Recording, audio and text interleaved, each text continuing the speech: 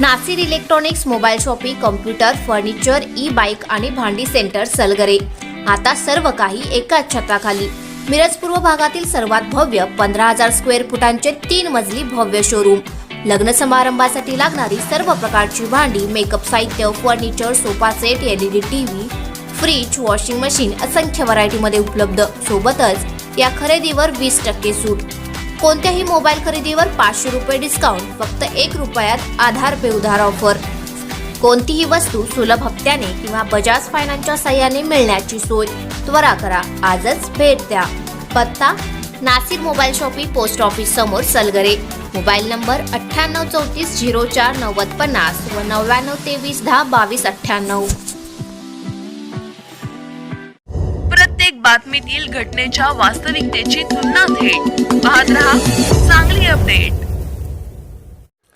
सलगर येथे विज्ञान माने यांनी नेहरू चौक येथे म्हैसाळ योजनेचे वीज बिल व पाणीपट्टी शासनाच्या टंचाई निधीतून भरावी व शेतकऱ्यांना मोफत पाणी मिळावे व भ्रष्ट अधिकाऱ्यांच्यावर कारवाई करावी यासह विविध मागण्यांसाठी सलगर येथे उपोषण सुरू केले.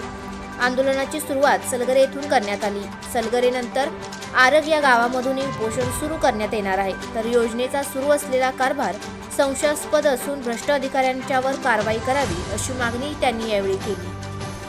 तसाच विशालदादा पाटील असतील, आपले कारखानदारचे चेअरमॅन असतील, सर्वांनी या आंदोलनाला पाठिंबा दिला होता. विक्रमदादांनी कालवा मीटिंगमध्ये खूप कालवा केला की गेलेल्या या 6 महिन्यामध्ये 6 ते 7 ओव्हरफ्लो झाले. कमीत कमी 0.5 TMC पाणी वाया गेलं. हे जे पाणी वाया गेलेलं आहे पूर्णपणे जो जाधव कार्यकारी अभियंता आहे या अभियंत्याच्या चुकीमुळे झाले. गेल्या 15 दिवसापासून आपले सांगलीचे खासदार साहेबांनी पाठपुरवठा केला. त्यांनी वारंवार या अधिकाऱ्यांना भेटून सांगितलं की या कोणत्याही परिस्थितीत जे वॉल आहेत, वॉल असतील, पंप असतील किंवा शाफ्ट असतील, हे चालू करून तुम्ही लवकरात लवकर शेतकऱ्यांना पाणी पोच करा. परंतु अजून सुद्धा खासदार साहेबांच्या प्रयत्नाला या अधिकारी दखल सुद्धा घेतलेली नाही.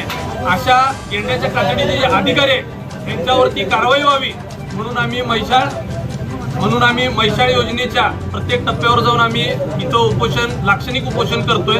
आज आम्ही सलगरे इथं आहे. आमची एकच मागणी आहे, हे जे भ्रष्ट अधिकारी आहेत गेल्या 6 महिन्यापूर्वी 48 कोटीचा शासनाचा निधी या रिपेरीसाठी आणि मेंटेनन्ससाठी दिला होता.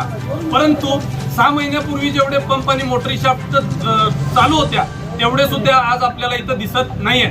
असेच बनावटी बिलं या जाधव या अधिकाऱ्यांचे आम्ही त्यांना जीवने साहेब जे महाराष्ट्राचे अध्यक्ष आहेत पाटबंधारा खात्याचे, त्यांना आम्ही पुरावे सुद्धा दिले. जीवने साहेबांनी सांगितलं की आम्ही त्यांच्यावरती कारवाई करू, त्यांना सस्पेंड करू. परंतु अजून सुद्धा त्या अधिकाऱ्यांवरती कोणत्याही प्रकारची कारवाई केलेली नाहीये. खासदार साहेबांनी कारवाई करा म्हटले, सगळ्या आमदारांनी जिल्ह्याच्या त्यांच्यावर कारवाई करा म्हटले, परंतु अजून या पाटबंधारे खात्यातल्या अधिकाऱ्यांवर कोणतीही कारवाई झालेली नाहीये. आज मिरज भागातली दुष्काळ भाग असू दे, आज सगळ्यांना माहिती आहे की महाराष्ट्रात सगळ्यात कमी पाऊस पडला तर मिरजेत पडलेला आहे. आज खरीप पीक असू दे किंवा बाकीचे पीक असू दे, शेतकऱ्यांचा कंबरडा कुठंतरी हे पिकेचे पैसे अनुदान मिळाले नाही म्हणून मोडलेलं आहे. आणि एका ठिकाणी आता बेडक सारख्या ठिकाणी अशी परिस्थिती आहे टप्प्यावरती की एक महिना तिथं पाणी नाही आहे. का की हे पंपच चालू नाही, ते शाफ्ट चालू नाही. जर मशीनच चालू नसली, पाणी 28 TMC पाणी शिल्लक आहे सांगली जिल्ह्याला. परंतु आजपर्यंत 48 कोटी रुपये, मी तुम्हाला सांगतो 48 कोटी रुपयेचा निधी जर छायाछावणीसाठी आपण वापरला, 4 वर्ष टँकर प्रोव्हाइड करून पूर्णपणे जिल्ह्याला पाणी मिळालं असतं, 4 वर्ष. परंतु या भ्रष्ट आणि गेंड्याच्या कातडीच्या अधिकाऱ्यांनी पूर्णपणे हे पैसे लुटलेले आहेत शासनाचे, हे पैसे लूट केलेले आहे. परंतु याच्यावर काही कारवाई झाली नाही. आज आम्ही ते पहिला दिवस आमचा उपोषणाचा आहे. उद्या आम्ही आरगमध्ये आहे, परत बेडगमध्ये आहे, परत बेळंकीमध्ये आहे, परत सलगरेमध्ये आहे, परत आम्ही नरवाडमध्ये आहे आणि म्हैसाळमध्ये आहे. जर या आमच्या उपोषणाच्या स्थळी येऊन वरिष्ठ अधिकाऱ्यांनी भेट देऊन त्या भ्रष्ट आणि नालायक अधिकाऱ्यांवर जर कारवाई केली नाही तर आम्ही ह्याच्या पुढे सुद्धा आमचं आंदोलन तीव्र स्वरूपात येणार. गेल्या 3 महिन्यापासून आमचा संघर्ष फक्त आणि फक्त शेतकऱ्यांना टंचाई निधीतून पाणी मिळावं, ते पण पाणीपट्टी न करता, कारण की शेतकऱ्यांचं कंबरडं कुठंतरी दुष्काळीमुळं महागाईमुळं मोडलेलं आहे. परंतु कुठंतरी या अधिकाऱ्यांच्या भ्रष्टाचारामुळं खासदार साहेबांचा जे प्रयत्न चालू आहे की पाणी मिळावं, ते कुठंतरी अजूनपर्यंत सगळ्या जिल्ह्याला मिळालेलं नाही आहे. त्यामुळं सर्व जनतेला आणि सर्व मीडिया असतील, आमचे बांधव असतील, सर्व पक्षातली लोक असतील, यांना आमची एकच विनंती आहे की या भ्रष्टाचाराच्या जनतेच्या आवाजासाठी तुम्ही आमची साथ द्या.